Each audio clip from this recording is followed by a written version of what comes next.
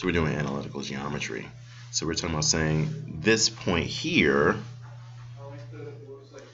a point which is a geometrical thing, we're going to associate with numbers, right? And so here's a Cartesian coordinate system. So this thing is called a Cartesian coordinate system. It's called the XY plane. It's called R2. A coordinate grid. That's a new one to me. Okay, so they also call it R2 because it's one real line crossed with another real line. So there's two real lines. So people like R2.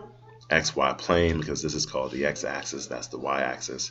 And so so this point here, let's say this one now is a point, but it's also, I'm going to associate two numbers to it, and those two numbers are going to be -3, -3, and that's because it's in relation to this special point, which is in the middle, which we call the origin, right? That point gets designated 0, 0, and every other point is labeled relative to that point, right? I'm assuming none of this is new to anybody, right? Okay, good. Let's label. Let's do number 1 and number 2. Put those letters where they belong. For instance, E is 4, -3. 4, -3. So I would put E there. F is 3 to the left and 4 up. That is F. G is 5 to the right and 1 down. G is there. All right, so we'll take a minute and do number 1, number 2.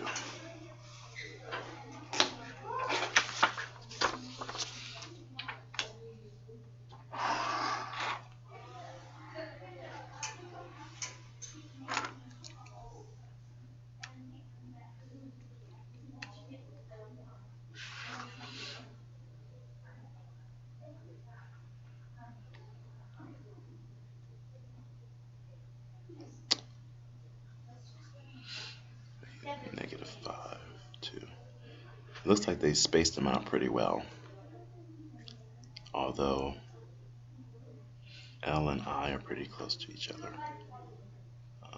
4.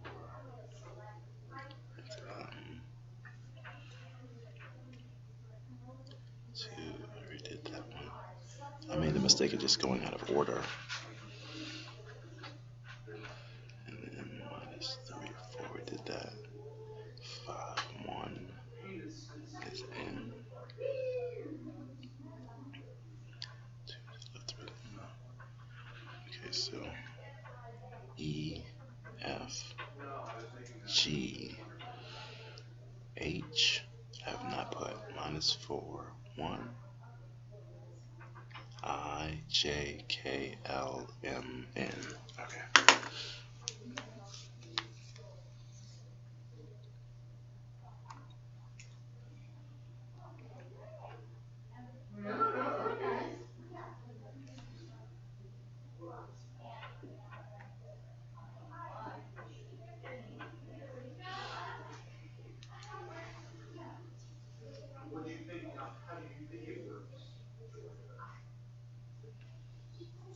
So now that we've put these geometrical things and associated them with numbers, oh my goodness, now we can start talking about equations and like formulas and stuff like that. So that now there's certain equations and formulas that I look at, and I look at this equation and I'm like, oh, that equation, that's a line. And like anybody, from the 1400s would say, I'm sorry, that's an equation. That has nothing to do with geometry, right? Why are you looking at an equation and saying something geometric, right? And it's because we were able to say and find equations of lines and equations of circles, right? And so that's a human mind triumph, actually. Questions about points? Again, pretty straightforward. I just want to make sure we're all in the same place. Midpoint is defined to be the point that's halfway in between. So if I had, let's say, 0 and 6, what's halfway in between? 3. How'd you get that? 3 times 2. You divide. Well, it's easy for 0 and 6 because you just take half of the number. Half of 6. Yeah. Okay, so 1 and 9. What's halfway in between? 5. Wait. It's 4. But it's not. It's 4 and a half. Right? What number is halfway in between 1 and 9? 6? No, I'm wrong again. What number is I want to say it's 4. You want to say it's 4? So 4 is the distance from 1 to 4 the same as the distance from 4 to 9? It's 4. No, because the The distance here is 3 and the distance here is 5. So it's not 4. 5? It's not 5. 5? The distance from 1 to 5 is 4, and from 5 to 9 is 4. So it is 5. Okay, good. 2 and 12.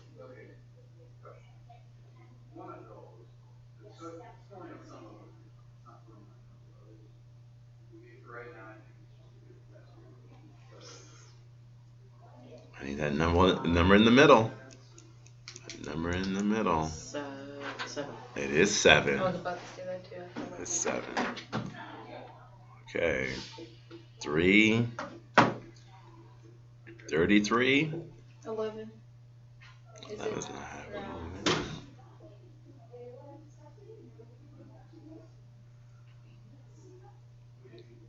What? 15. Oh, not 15. Right in the middle. Are you sure it's not 15? Oh, well, we can check. We can always check. The distance from 3 to 15 is 12, and the distance from 15 to 33 is 18. We can always check, yeah. So this is good. So the way that, how do we get in the, say it again? 18. It is 18. All right. Because you got 12 and 18, and then you had 3 to 15. Well, how'd you get 15? Well, we said, well, it's because we already had the numbers, the difference. So it was 12 and 18. Okay. So you use these other numbers that were already there. Okay. So we got to figure this out. Right? 7 and 21.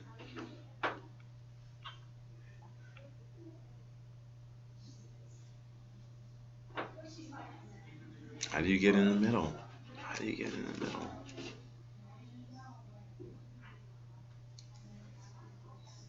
So we could derive this. So let's call it x, right? So what do I want about x? Tell me about x. Halfway. Tell me about this distance versus this distance. What do you want? Equal. Want them to be equal, right? What's the distance? Tell me what this distance is. Tell me what this distance is. This is the essence of algebra. It can't be 3. No, it can't. It's x minus 14. No, what is this distance? X minus 7. Is that okay? Mm-hmm. So 0 somewhere over here, right?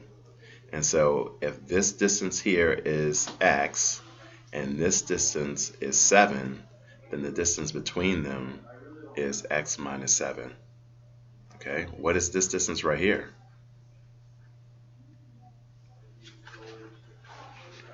If the whole distance is 21 and this distance here is x, then this distance here is 21 minus x.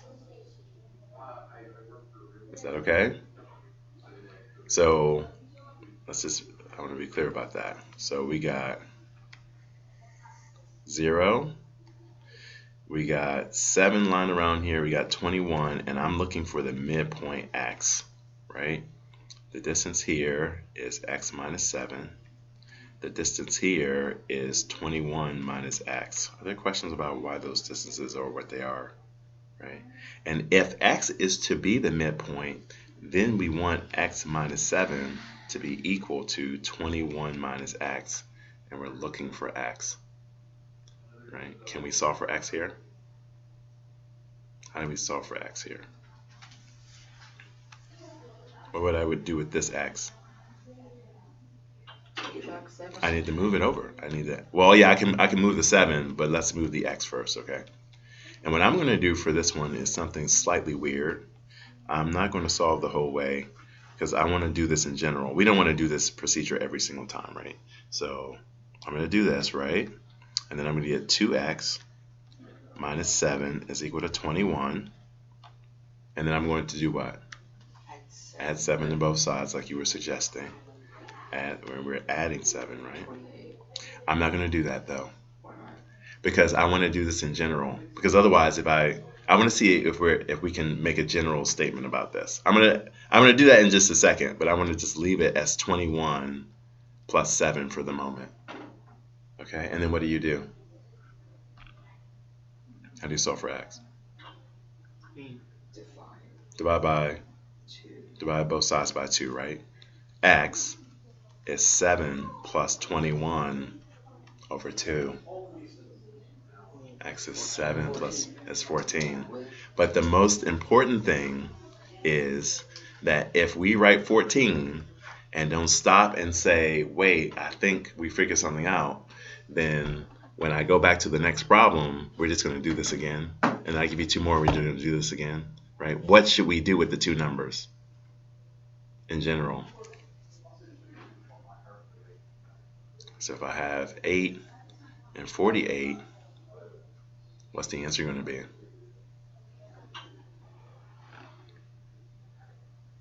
Let's do 8 and 40. If I did 8 and 40, what would I do?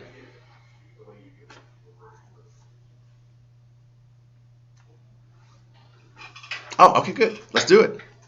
So x, you want to do that? Brother of mine, what's going to happen? You want me to go through this all over again, and I'm going to 8 Well, we don't and need 40 48. over 2. yes. 24. Yes, right? So this procedure, what I want us to realize as we move to the next level of thinking, is that this procedure had nothing to do with 7 and 21. If I give you any numbers here, right, then what should you do with the numbers? Add them and Divide by 2. yes, it's the average. You just take the average of the numbers. Oh, really? Look what just sister, look at what just happened. Yeah. Right? 7 plus 21 over 2. If I do the same procedure, I'm going to get 8 plus 40 over 2. Every single time. So this procedure I just did is actually a proof. Right? So that if I went ahead and did, here I have something with x and y, right? And I put z, and I wanted to know what z was. I would go through this whole argument, and then I would just get that z is x plus y over 2. Right? The argument doesn't change just because of the numbers, right? Crazy. You take the average of the 2 numbers, okay? Now, the other thing I want to mention to you is that this is my style that, and it drives people crazy sometimes, right? That I'm just not going to tell you it's the average. I'm going to try to explain to you why the average makes sense. Okay, so what happens, this is going to be full disclosure, even though I'm being recorded, that people gloss over. It's like, could you just tell me what it is? Could you just tell me what it is, please? Just tell me it's the average, right? And I go through all this reasoning, and people just like, just, what is it? What is it? What is it, right? And so I want to give you the opportunity to think, right? And like, because thinking makes you more intelligent and all that other stuff, right? So I apologize if you just wanted the answer. You're just not getting the answer from me most of the time. Okay. Hopefully, whatever we just went through sticks with you. I was just having this discussion with my wife in the car as we took my daughter to school. That like she's in Montessori and they're just exploring. Like, and I'm just like, is she learning how to read? Right? Is she doing this? And like they always say, well, no, she's just learning things and she'll figure it out and be great, right? And it's just like, okay, well, I hope that works out, right? But they're having her become a thinker, right? And so come back to me in 15 years and see if I'm happy about this, right? So, but yeah, the bottom line is you take the average. So if you want to find the midpoint, let's take the average. Let's drill. Super quick. 3 and 13. What's in the middle? 5. 8. 3 plus 13 is 16 divided by 2 is 8. 2 and 10. 6. Questions? All right. This discussion is now over. Okay. That was in one dimension. If we're in two dimensions, it's not that different. So now I have this point, 3 and 10, and I have some other point, 7 and 20. And now, as you know, this creates, oh, I don't know why I don't use a line. I got this thing. Almost. I got that. What's the midpoint?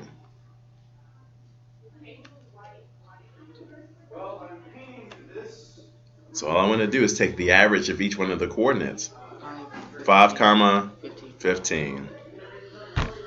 That is the formula for the midpoint. So in general,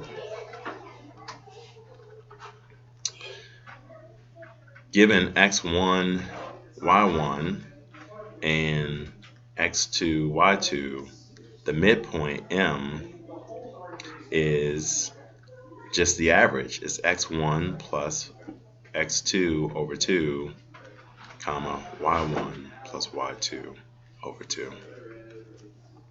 You just take the average of the points.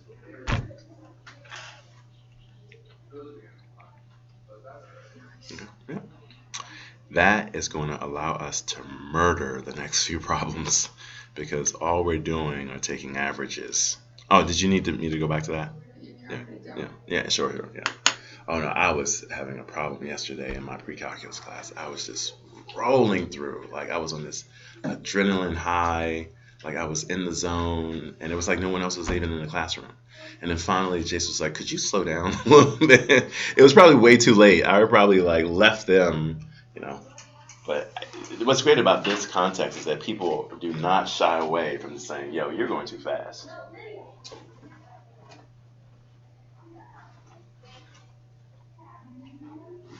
I pace myself. Oh, it's X and Y. Are you pacing yourself when you have 3 games in one day? Oh, actually, this is recorded. I actually shouldn't say that. You go all out every game. Yeah. Right, so you can wink at me without. Okay. Slow down. You know, slow down. Yeah, no, that's how nice it is to be young. I have a Yes. game here actually. Wait, when? Like I think it's in October because like it says. What's here? Like Tucker? There's a soccer field behind us. You know, Like at the Rex here? Yeah, it's like There is. 10 feet It's away. around, you know that pathway by the playground? Yeah. It's down that way. Yeah, there's like a soccer. A field. legitimate soccer field? Yeah. Like Well, I approve of it. you? Oh, then it's done. Then it's over. Okay. 'Cause Okay. It said there's a game at the Tucker Rec Center. I was like, I go to school there. Wow, that's awesome. Well, when is it? I think it's October 20-something. Okay, I may come. Alright. I may come watch it. Yeah, that'd be awesome. Okay, so now we are going to do a few of these. So we're talking about, we're just going to try to do as many as we can so we don't have to do these at home. 7 plus -2. So we're going to get some fractions because we're going to be dividing by 2. Comma, -2 minus 4 over 2. Here, for sure, we might need to get our calculators out. 5 over 2, comma, -3. This will deal with all these minus signs. Well, yeah, so this one's 5 over 2, comma, -3.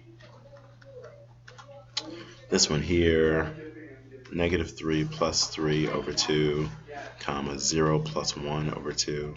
So you just take the x coordinates, add them, divide by 2. Take the y coordinates, add them, divide by 2. We're talking about 0, comma, 1/2. Yeah. I'll give you a minute to do that. A minute or two. So work on as many of those as you can. Oh, let me see. I think. Yeah, one. But yeah, this is it shouldn't be that bad because you're just adding integers. Usually the phone calculator will be able to do that.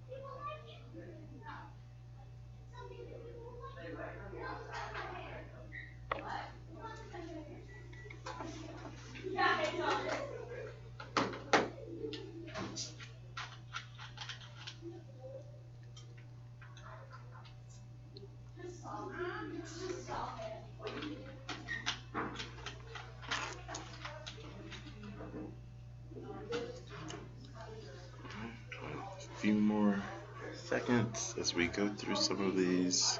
Take any questions about any of these. And just making sure, just adding the integers, dividing by 2. I'll be recording this next week. Yeah, this is just due next week. Alright, slopes.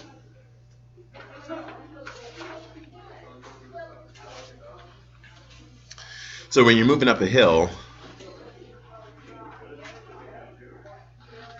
you got that, and you got that, right? So let me go under this door. Oh, why? Something like that. We'll be doing that stuff next week. So, which one's steeper? 17. No, this one right here. Between these two. Is it 1 or is it 2? Which one's steeper? 2. So we define steep to be the incline is higher, yeah. So 1. So 1 has, and we always say 1 has a bigger slope. But the slope is higher for 1 than 2. Why is that? Because, say it again, because of the incline. And what we want to do is mathematize what that means, right? And so what makes this steeper versus this, right, is that you have to go up so much versus how much you go over, right? So it's this ratio of how much you climb versus how much you walk, right? So here, you're walking more to the right versus how much you're going up. And here, the more you walk to the right, the higher you're going, right? So it's this ratio that we're calling the slope, and everyone just says it's the rise over the run. How much are you moving up versus how much you are moving over? Again, that is a purely geometrical thing, basically, because notice I drew those two lines, and it has nothing to do with numbers at all. We do now want to associate those things with numbers, and we can. So, for instance, number 15, and let me do 16 because that one's moving up. 16 now, I can actually make sense that this, I can talk about from one point to the other, the ratio between how much I'm rising to how much I'm running, and that marker is way too thick. Okay. So here it looks like the rise over the run. Oh, that's a beautiful color. All right, so it looks like I'm rising 2 and I'm running 1, 2, 3. The slope there is 2 over 3. Rise over run. Right. And my college class just did this today, or last class about lines, a couple classes ago. When the slope is positive, what does it mean about the line? Is it going up or down? Up. And when the slope is negative? Down. Down. Having said that, find the slope there.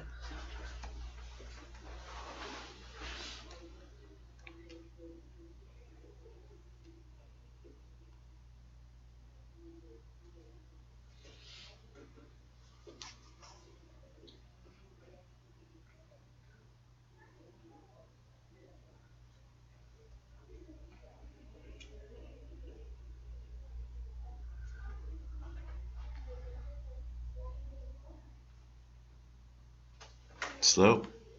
Is it 3 over negative 2? It is. Now, it's interesting you put the negative with the 2. Well, because it's on the coordinate grid. Yeah. You know how the numbers, it's past the origin to the left, it's negative. Oh, wait, where did you start? What point did you start? Did you start at this point or this point? I started at the top, the higher point. Oh, great. So how did you go from here to, how did you go from one point to the other? I created a triangle and counted the spaces, but I knew that since it was going down, one of the points had to be negative. Yes, that's right. One of those two numbers. Yeah. Yeah, but going down represents negative. Yeah. Yeah, so I tend to put the minus sign with the 3. Yeah, negative 3 over 2. Is that okay? So then, number 17 would be -1. I haven't even looked at it. 17. Oh, I think those ratios, I don't think it's 1. Right, so you just do 2? Wait, no. 1, 2, 3, 4, 5. -5 over 1, 2. Okay. -5 over 2.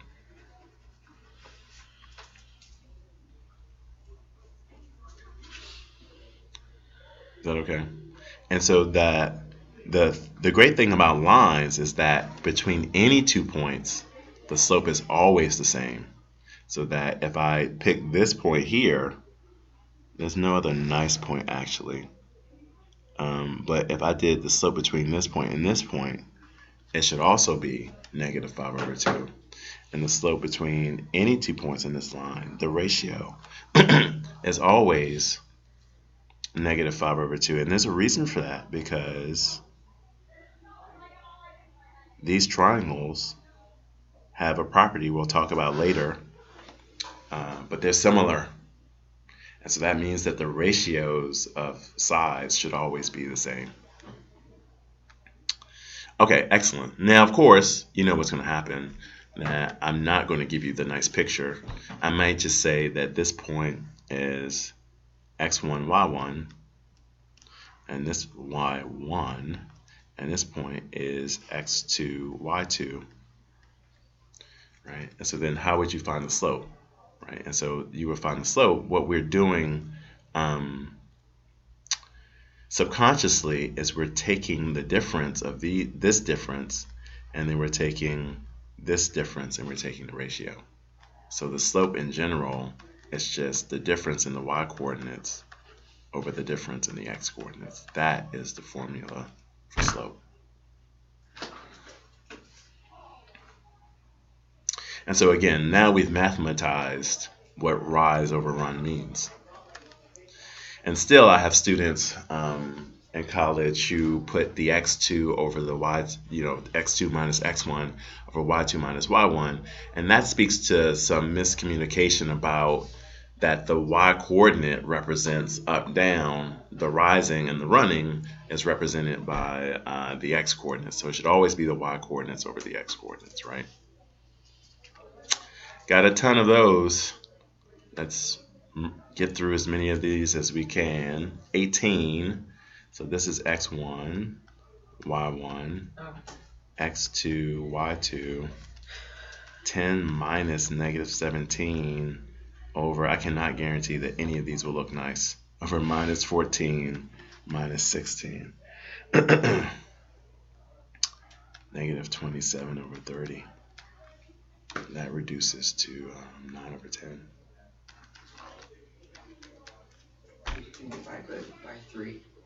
Yeah, I did. Yeah, divide each one by 3. That's right.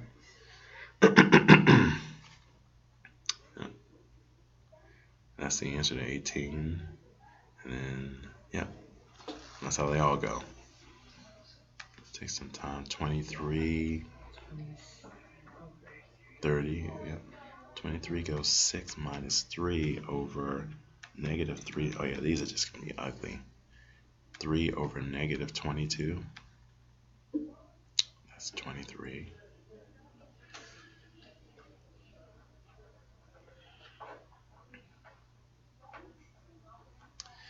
$19 looks like 0 minus -9 all over -19 minus 8. 9 over 27. 9 over -27. -1/3. Yeah, so how many of these did I give? Too many. Okay, good.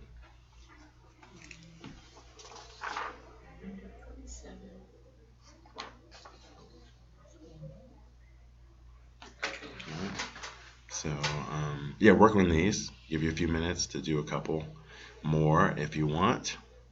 And then, yeah. When do you all find time to even do this? This weekend, I don't even know. Yeah. Yeah. I'm busy this weekend, but Yeah.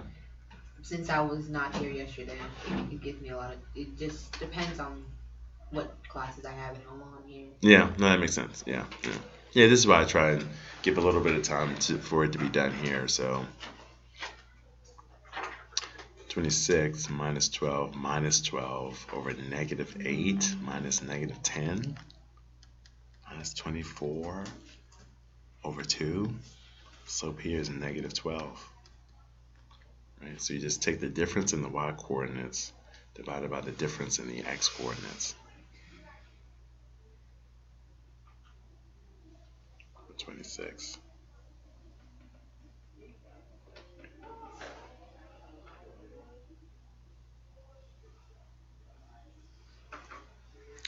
Okay, excellent. So that's stuff about lines. I want to talk about, isn't there the distance formula somewhere, right?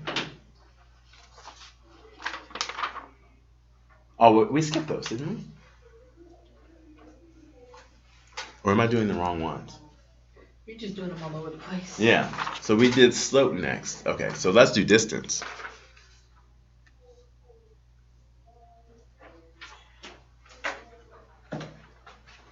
Oh, so yeah, midpoint was just those three. These were about distance, right? Okay, great. So let's talk about distance. So the distance formula is 6 through 14. So here we've got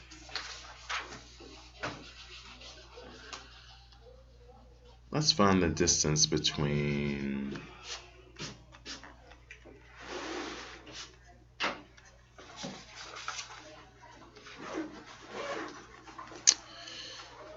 let's do this point, and then we'll do something like this.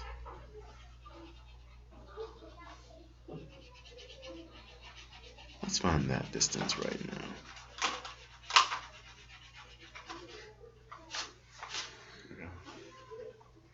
And so I picked that point. What point is this? Let's use a nice purple. That's the point 2, 1. This is the point 5, I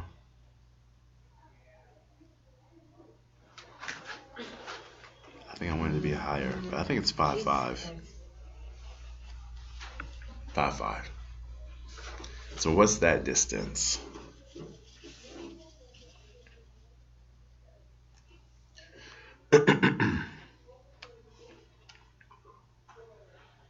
So we do this all the time when we find distances. So obviously what I'm going to do is find a formula for the distance between these 2 points. You remember what to do with these coordinates? We want to find the distance. Oh, distance. The length of this line segment. Oh. Yeah. And so what we'll do is magically create a triangle. Okay. So we do this all the time. So now this is a right angle. And it would be nice if somehow I knew the lengths of these sides. Well, I know that this is 2 and that this is 5. So I know that the distance of this side is 2. It's close. It's 3. Is that okay? And I know that the y coordinate here is 1. And in some universe, this is 5. So I know that this distance is 4.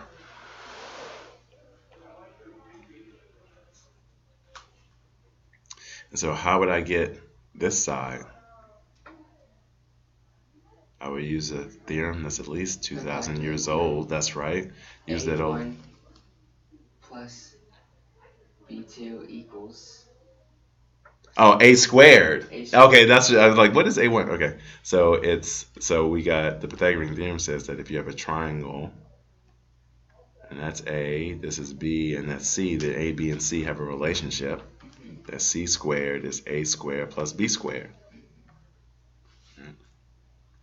So now it's C that I don't know.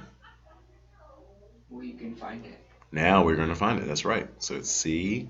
There's 3, there's 4, and so C squared is equal to 3 squared plus 4 squared.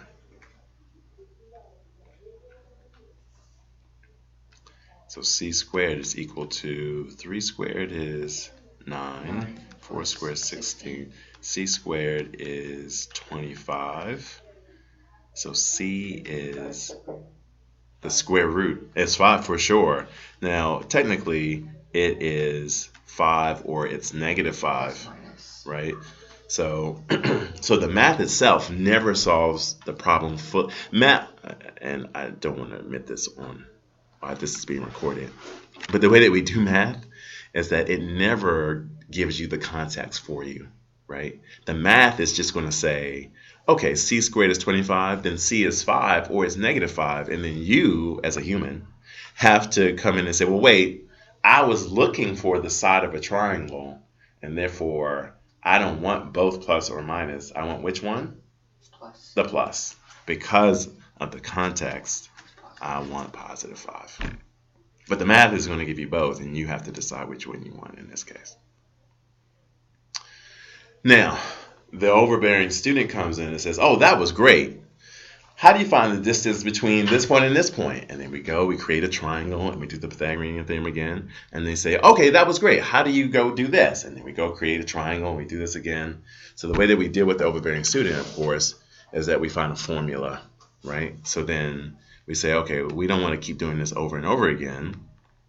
We want to say that if we have a coordinate system, and then we have this like this, right? And that could be any number, and we have these, and I give you some point somewhere, x1, y1. Uh-oh. I forgot about this. This is, yeah. And then we have some other point, x2, y2, right?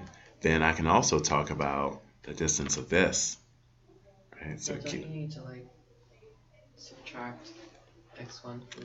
We're going to make the same argument that we made before, right? And so we're going to notice that, wait, this is x1, and over here is x2, and so that means that what's this distance? What is the distance from here to here?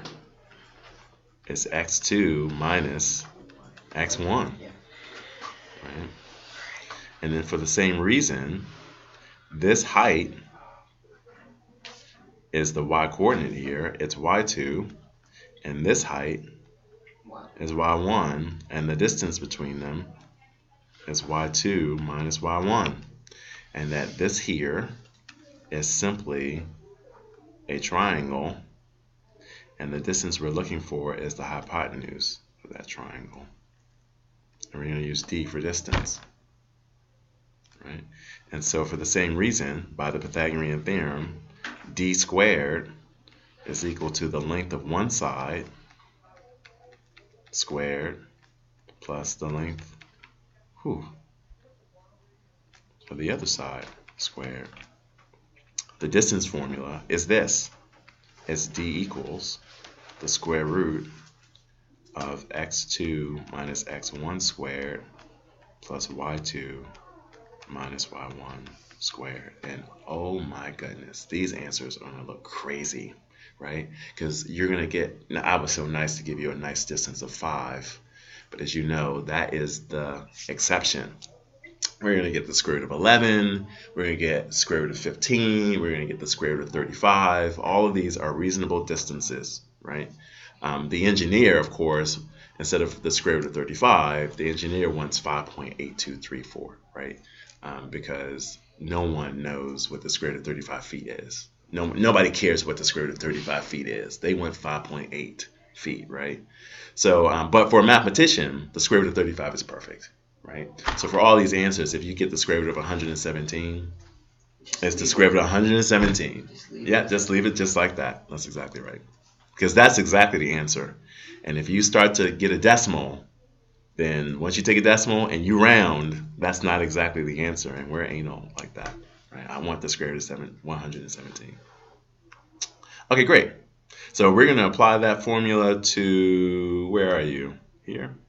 Yeah, these, right? So let's do 6, 7, and 4, negative 8.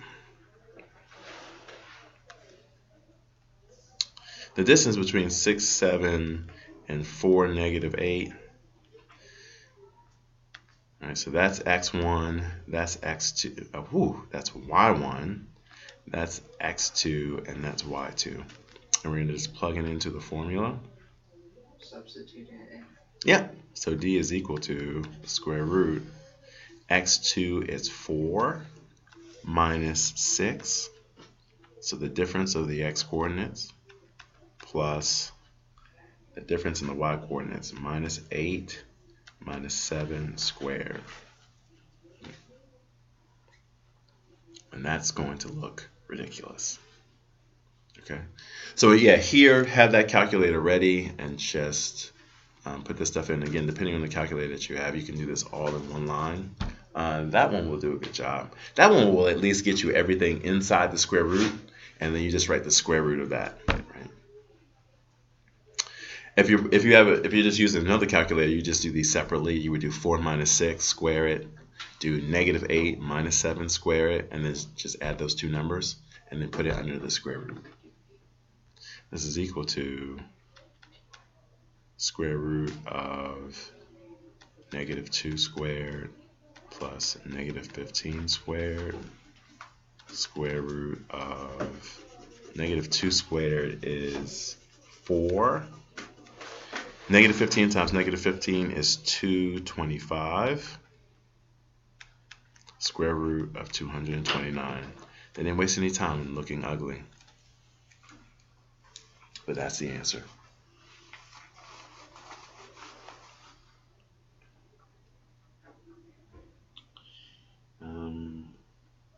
Any in particular that you want to do?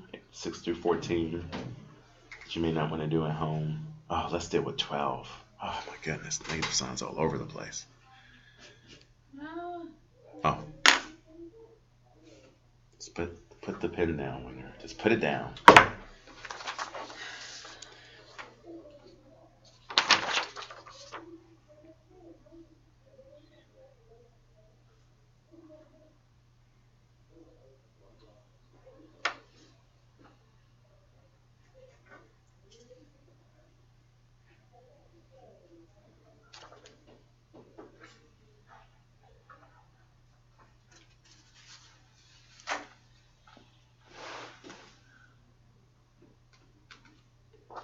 We got a break coming up soon, or at-home stuff. Not next week, but the week after, right? 6. Okay. What we do. Yeah, so they just make it, they call it like at-home work or whatever. Yeah, so again, I'm being recorded. Frankly, I think it's just like fall break too. So yeah, usually I just let you catch up on whatever work, right? I usually don't give anything extra. And I don't think I will for this class. I might for some other classes. But yeah, so just catch up to whatever we haven't finished. So yeah, so I would say by the end of that week, everyone should have hundreds. That's the goal. At that point, just catch up. Okay, good. So 12. All right, so I just have to concentrate. So we're talking about, so for number 12, x1 is negative 2, y1 is negative 4, x2 is negative 1, and y2 is negative 6. And I want to do 12 in particular because, when you run across other people, there's just not going to be any partial credit. And it's these minus signs that throw people off terribly. So we're talking about x2. So we're talking about negative 1. Negative 1 minus negative 2 squared plus negative 6 minus negative 4 squared. Right, too many minus signs.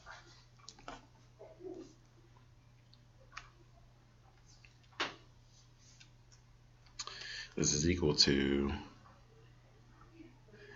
now, negative 1, I'm still struggling with my homeschoolers on this. Negative 1 minus negative 2 is 1. It is 1. When you have two negatives, So It makes it check that positive, as that's plus, right. plus. So it goes -1 plus 2, That's 1. and that's 1, absolutely. And then so that's 1 squared plus,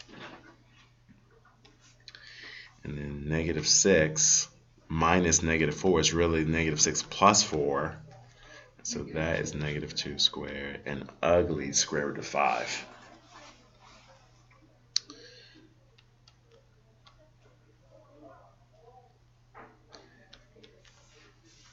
Gavin was calling me out last semester when I kept calling these roots. No, it wasn't Gavin. It was somebody else. It was I can't remember who it was. But yeah, this isn't ugly, right? It's just like, why do you keep calling these square roots ugly? It's because it's irrational, right? It's because when you look at the decimal approximation to the square root of 5, that thing goes on and on and on. It never repeats. I have no idea what the 4 millionth digit of the square root of 5 is. Who cares though? Well, and I do have some mathematics brothers and sisters of mine in my mathematics family who do care. I don't know why, but they go searching for things like that, right? So on Pi Day, oh my God, I don't know why I'm saying this. Yes, on Pi. No, I went to Carnegie Mellon University. That's where I got my PhD. And yeah, I was one of those people writing the digits of pi on campus, forever and ever and ever. So, you just, yeah. When in Rome, do as the Romans do, right? So, yeah, I was a bona fide nerd back then, as if I'm not now. So.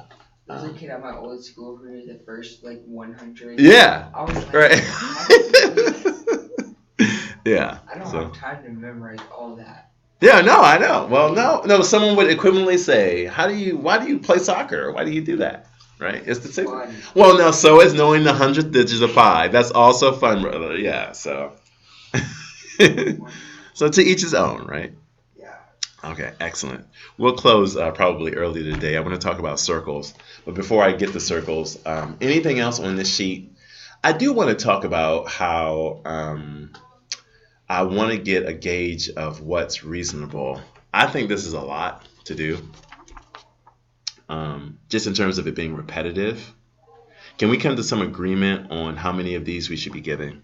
I think this is a lot, right? Because it's just a form. For slope, I think slope is easy to do.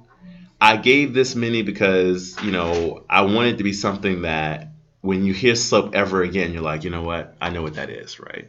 How many of these should I give? That's reasonable. Around the range. But around, since I think that's Why don't we 15. do 18 through 20? Alright, if there's 15, maybe That's we should do half, so we should do 7. 7. 7? We can agree on 7? That is not a We problem. can So yeah, pick any 7 to do. I love that. I actually love that, and it makes it easier for me to grade and look at. So can we just make that maybe for any group, just do half of them?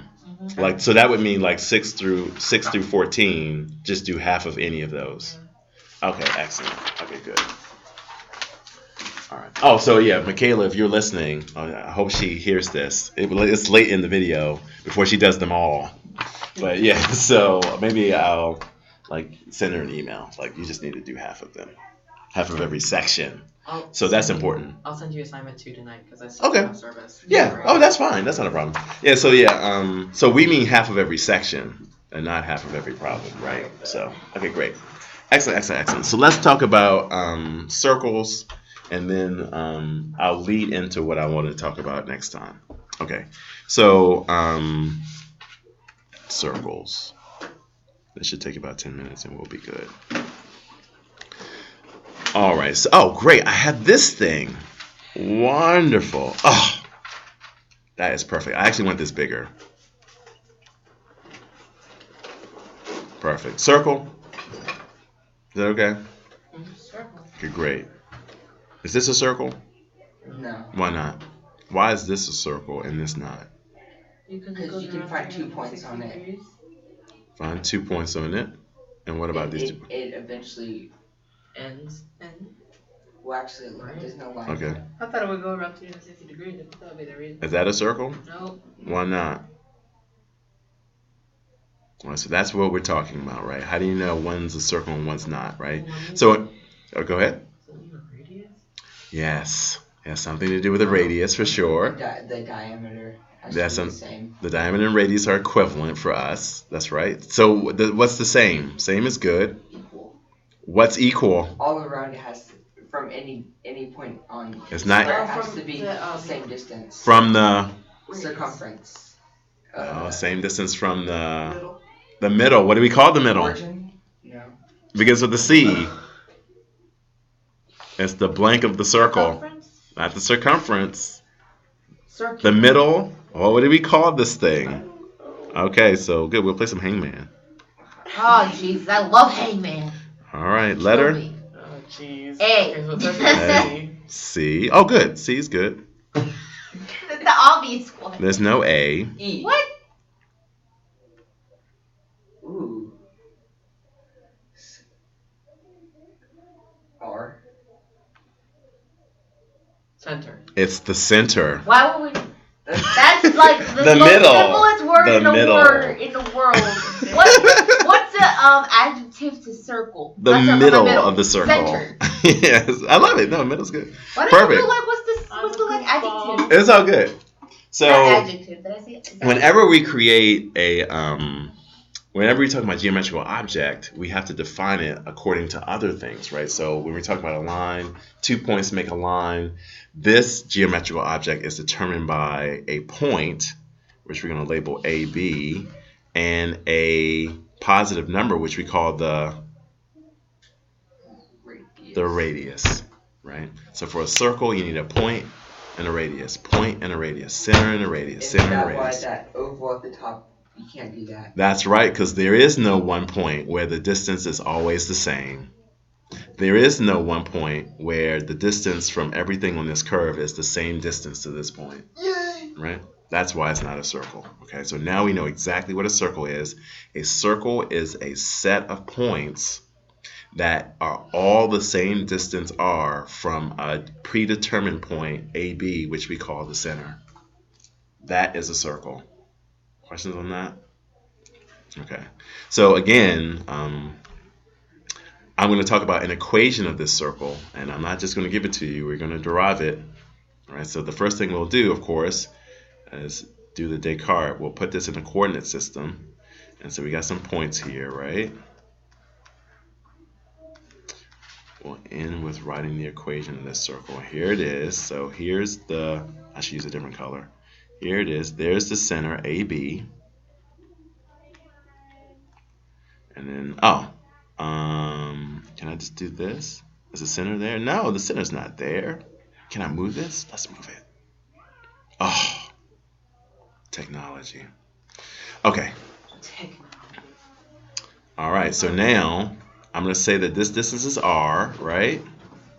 And so now if I want an equation for this circle, that means I'm going to take some other point on this circle, label it x, y, and say, well, wait, what equation would x and y have to satisfy for me to be convinced that we're on this circle? Okay. Now, if it's on this circle, I only know one thing about it. I know that what? Its distance from A to B is what? What letter is it? The distance from A to B. R. It's R. Because it's equal. Because it's on the circle. Perfect. But I guess it's too bad we don't know the distance for... Oh. We do know the distance formula, right? So, what's the distance from XY to AB?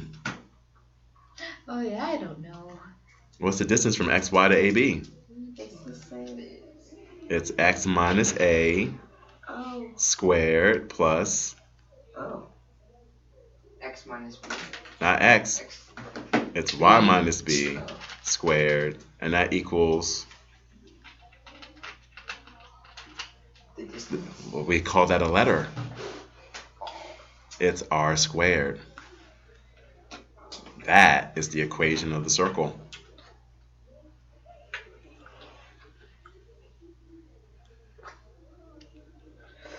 So any point on the circle has to satisfy that equation. Any pair of numbers, x, y, that satisfies that equation is on the circle. Okay. We'll start there next time. So next time we'll write the equation of a circle, and then we'll plot the equation of a circle. We'll write the equation of all these types of circles. It'll be fun. Oh, Jesus.